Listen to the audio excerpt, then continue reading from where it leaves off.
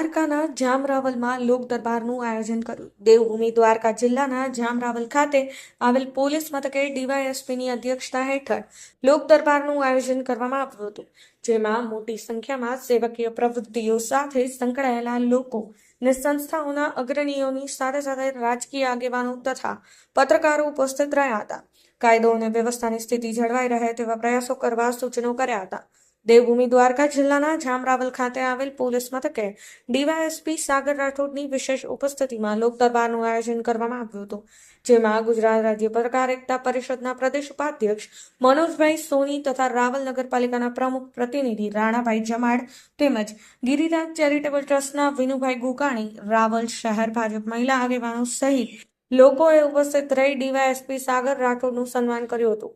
યોજાયેલા લોક દરબારમાં આભાર વિધિ પીઆઈ યુબી અખેડે મેડમે કરી હતી.